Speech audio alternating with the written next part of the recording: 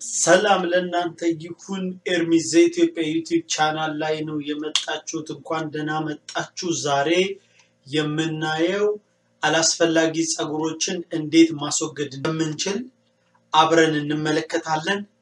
አብራችሁን ሁኑ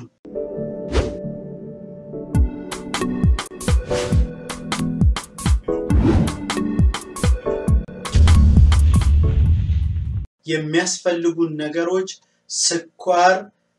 ስኳር ሎሚ ውሃና አራተኛው ጨርቅ ያስፈልገናል የተቆራረጠው በቪዲዮ እንደምትመለከቱት የተቆራረጠ ጨርቅ እነዚህን በመጠቀም ነው ምንሰራው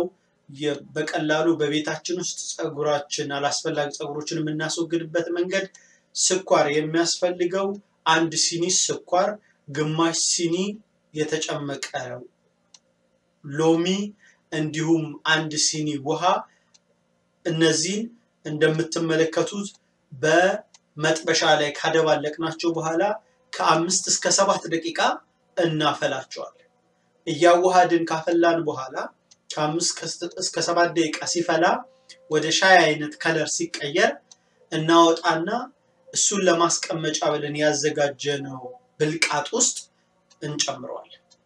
ብልቃጥ ውስጥ ከጨመርነው በኋላ እናማስለዋለን እስኪበርድ ድረስ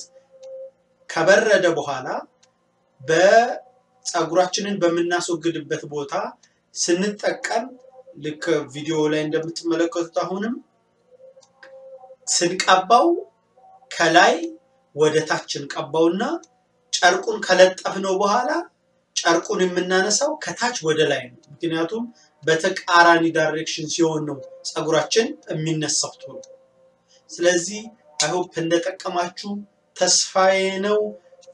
ኤርሚዝ ኢትዮጵያን ሰብስክራይብ ላረጋችሁ ሰዎች ቪዲዮ ፖስት ሳረግ ቀጥታ ወደ እናንተ እንዲመጣ የደውል ምልክቷን እንድትጫኑት በአክብሮት ጠይቃችኋለሁ አዳዲስ ሰዎች ሰብስክራይብ ላረጋችሁ ደግሞ ሰብስክራይብ እንድታረጉ ጋበዝኳችሁ በሌላ ቪዲዮ እስካገኛችሁ ድረስ ሰላም ከናንተ ጋር ይሁን